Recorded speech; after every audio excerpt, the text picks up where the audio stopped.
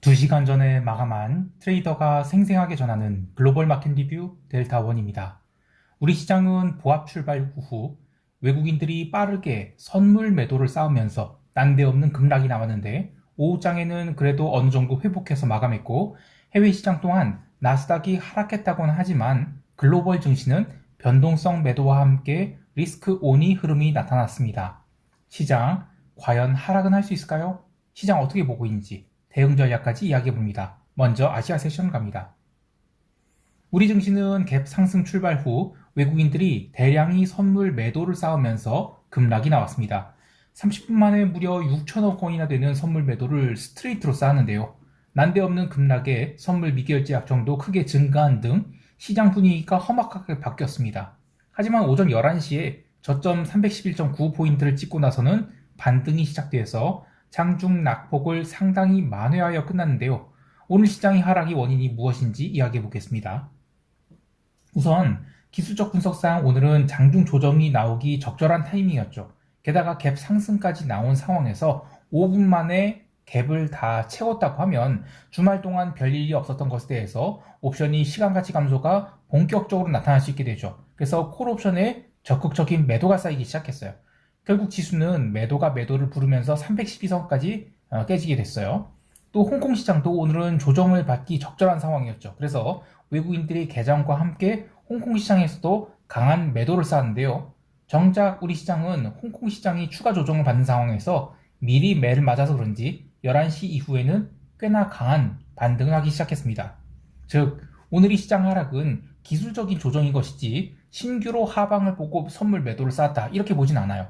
시장을 긍정적으로 볼 수 있는 요소들을 또 이야기해보면 우선 오전장이 급락에 프로그램 매도가 나왔는가 하면 그러지 않았어요. 종가에는 외국인들이 현물 매도가 1000억 정도 나오면서 조금 눌렸지만 오전장이 급락에 현물 매도는 거의 나오지 않았죠. 또 오전 11시 이후에는 프로그램 비차익 매수가 장마감 직전까지 기관에 의해서 1000억 넘게 매수가 쭉 들어왔어요. 물론 그러면서 이제 종가에는 선물 베이시스가 이론 베이시스에 사실상 일치하다시피 할 정도로 강세로 마감했는데 이렇게 되면 이 길이 시장에는 부담을 덜어주게 됩니다. 선물 시장의 약세와 달리 현물이 그래도 강했다는 것 외에도 변동성이 제법 빠진 것도 눈에 띄는데요. 방금 마감한 해외 시장은 변동성이 더 빠졌죠. 즉 우리 시장은 여기서 다시 변동성이 살아난다기보다는 1분기 말까지는 계속해서 변동성 매도와 함께 리스크 온이 점진적 상승이 나올 수 있다 이렇게 봐야 되겠습니다. 옵션 시장에서는 콜옵션 322부터 330까지 대량의 미결 증가가 있었는데요. 시장이 상단을 틀어막았다기보다는 이제 본격적인 시간가치 감소 구간에 들어섰다 이렇게 보고 있어요. 반대로 풋클래스에서는 지수가 312선을 깨면서 일부 행사가에서는 롤링 다운이 일어나기도 했는데요. 하지만 해지가 마무리되자마자 바로 지수가 튀어버렸죠. 특히 이때 지수가 튄 것은 기관이 현물 매수가 방향성을 위로 돌리면서 외국인도 더 이상 선물 시장에서 숏을 쌓지 않고 선물 매도를 걷어내기 시작하면서부터인데요. 장중에 7천원까지 매도했던 선물 매도 포지션을 종가에는 2천원까지 줄였어요. 사실상 장중에 들어왔던 매도 다 걷어냈다고 할 수 있겠습니다. 이렇게 풋옵션 롤링 다운만 주고 지수를 다시 당겨 올렸기 때문에 하방 경직은 더욱 공고히 하게 된 것이고 이제 지수는 보합 출발 후 점진적 상승하면서 레벨업을 시도할 수 있는 상황이 됐다. 이렇게 봅니다. 아쉬운 점은 우리 시장의 상승 모멘텀 중 하나였던 2차전지 주식이 살짝 망가지는 거 아닌가 이런 우려가 있는데요. 그렇다고 뭐 2차전지 밀리면서 시총 1등인 반도체 주식이 지수 레벨업을 견인할지에 대해서는 아직은 자신이 없는 상태죠. 그리고 이제 29일 수요일 새벽에 미국 시장 마감 후 마이크론 테크놀로지 실적 발표가 있습니다. 그래서 그때를 기점으로 지수가 반도체 중심으로 레벨업을 할지 아니면 완전 처박아 버리는 레벨 다운 할지 이거 굉장히 중요한 기로예요. 그래서 시장 참여자들은 아직까지는 고민을 하고 있다라고 보고 있습니다. 물론 저는 롱 방향 계속 보고 있습니다. 그게 반도체로 롱이 될지 그것은 모르겠습니다만 어쨌든 지금은 분기 말과 분기 초의 그런 그 현물 매수 수급이 되게 유리한 자리이기 때문에 저는 롱 계속 보고 있는데요. 또 오늘 시장 조정으로 콜옵션 가격이 크게 늘렸죠. 그래서 외 가격은 평균 발행 단가 이하로 많이 눌러놨어요. 자, 이렇게 되면 지수가 고가를 빠르고 강하게 돌파하지 않는 이상 점진적 상승이 나온다? 그러면 콜옵션 시세 거의 나지 않고 풋옵션만 계속 죽어나가는 장이 될 수 있습니다. 그래서 방향성을 보고도 콜매수로는 수익이 나기 참 어려운 장이 될 것 같아요. 여하튼 여전히 시장 강세로 보고 있으며 장중 흔들림에 델타는 막 뒤집고 꺾고 할 필요 없이 진득하게 롱포 밀고 갑니다. 자, 이제 유럽 세션 넘어갈게요.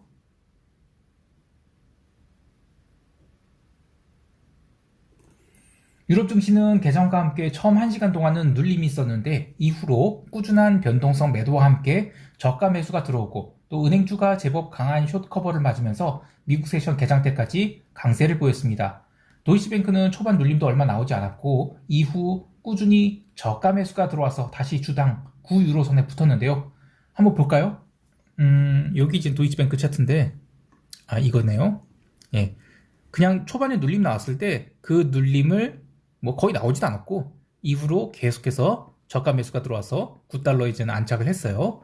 자, 또 CDS 스프레드도 보죠. 이제 5년물 CDS 스프레드 한마디로 그냥 쭉 밀렸습니다. 자, 그래서 이제는 이거는 뭐 명백히 리스크 온이죠. 물론 CDS 스프레드가 이렇게 팍팍 빠지는 건 아니기 때문에 이게 더 빠지려면 좀 시간이 걸리겠습니다만 어쨌든 시장은 리스크 온이 모습을 보였다 이렇게 할 수 있습니다. 또 유로존 채권 시장 장기 단기 모두 강하게 눌렸죠. 아직 채권이 완전히 부러졌다라고는 할 수 없지만 단기 금리는 이 구간에선 조금씩 타협에 들어가는 것 같아요. 그리고 장기 채권이 이번 주에 더 부러질지 봐야 되는데 여하튼 초반이 눌림을 제외하고는 시장은 완연히 리스크 온이 모습을 보였습니다.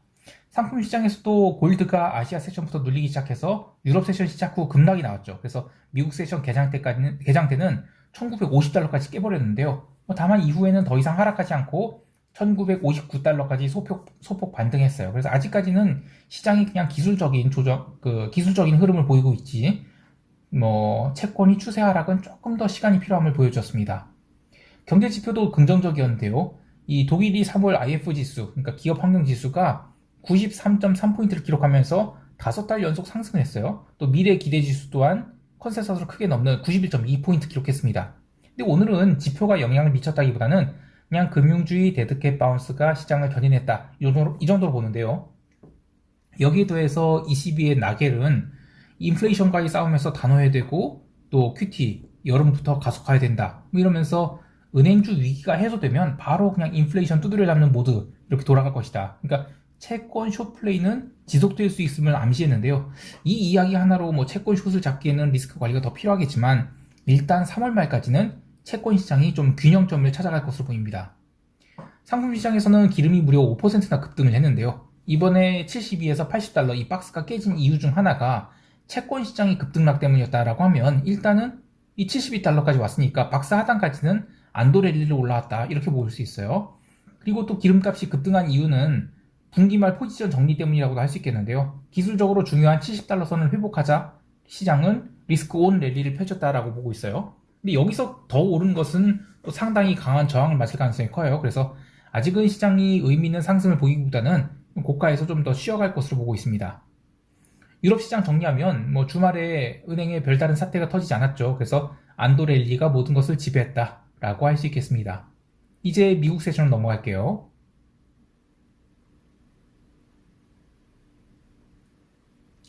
미국 세션 이야기하기에 앞서 CMBS, 그러니까 그 상업용 부동산 모기지 채권, 이게 차환 발행이 어려울 것이다라는 우려가 주말에 나왔어요. 이거는 저는 좀 헛다리 짚는 이야기라고 봐요.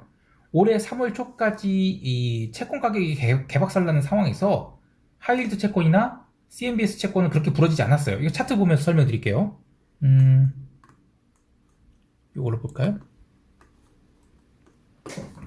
자, 요 하얀색은 하이힐드 회사채고, 그 다음에 요게 CMBS 상업용 모기지 채권인데, 이건 2년물 국채예요.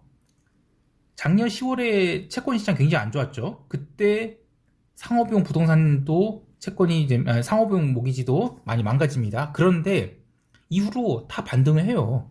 그리고 이제 2월 이 구간에서 저는 뭔가 스탑로스가 있었다라고 보는 건데, 채권이 이때 급등을 하죠. 같이 올랐어요.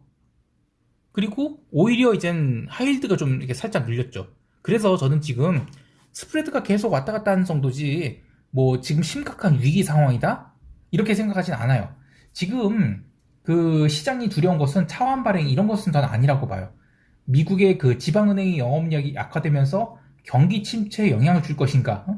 이게 지금 문제지. 근데 이 경기 침체가 우리가 커진다? 그러면 오히려 금리가 내려가겠죠? 그러면서 고금리 상품에 대한 수요 증가할 것이고요. 그러면 차원 발행 리스크 내려가겠죠. 또 이 그 도이치뱅크 공포파리도 있었는데 어제 시황에서 얘기했듯이 도이치뱅크가 무서운 거는 옛날에 그 파생상품 익스포저가 컸기 때문이에요. 근데 그거는 2015년 이전 이야기죠. 도이치뱅크도 옛날에 비해서는 위세가 많이 꺾였어요. 그래서 이 뭐 챗 GPT 마냥 적당히 리스크 요인들 꺼내갖고 현재 갖다 바른다? 그러면 대중과 다름없는 그런 판단을 하게 돼요. 자, 다시 시황으로 돌아와서 개장 초에 그 S&P나 러셀이 변동성 매도를 동반하면서 초반에 강세를 보이고 있을 때 나스닥은 홀로 약세를 보였습니다. 특별한 이슈가 있었다기보다는 지난주까지 지배했던 공포가 풀어지면서 시장을 바쳤던 반도체 주식 그리고 구글, 마이크로소프트, 메타, 애플 이런 빅테크 주식에 대해서 차익 실현이 나오면서 나스닥이 밀렸다고 할 수 있겠어요. 반면 은행주는 상당히 강한 반등 나왔죠. BOA 메릴린치도 이제 5% 넘게 오르고 또 골드만도 2% 상승했죠. 이슈가 있었던 찰스 슈왑도 이제 4.5% 상승했는데 아직은 추세 상승으로 보기보다는 네트캡 바운스 정도로 봐요. 근데 채권 시장이 계속 안정을 찾으면서 금융주가 반등을 하고 있기 때문에 전체 시장은 3월 말까지는 계속해서 안정을 찾지 않을까 합니다. 새벽 2시에는 미국 2년 국채 입찰이 있었어요. 입찰이 부진할 것은 예상됐는데 해외 간접 입찰자들이 물량이 52.8%로 지난번에는 60% 넘었는데 확 줄었죠. 그래서 금리 동결이나 인하 같은 거는 아직은 오버액션이다 이런 신호를 줬어요. 그리고 결국 2년 국채는 종가 저가로 처박혔죠. 그런데 이렇게 되면 나스닥이 밀릴 수가 있는데 주가 지수에는 별다른 영향 주지 않았어요. 미국도 유럽도 주말의 공포에서 그냥 벗어난 정도로 그래서 움직였다 이렇게 볼 수 있고 여기서 상승하기에는 조금은 모멘텀이 더 필요할 것 같아요. 그 외에 이 파페치가 조금 더 힘이 빠지고 있는데요. 잠깐 더 보죠. 파페치는 뭐 굳이 안 봐도 있군요. 예.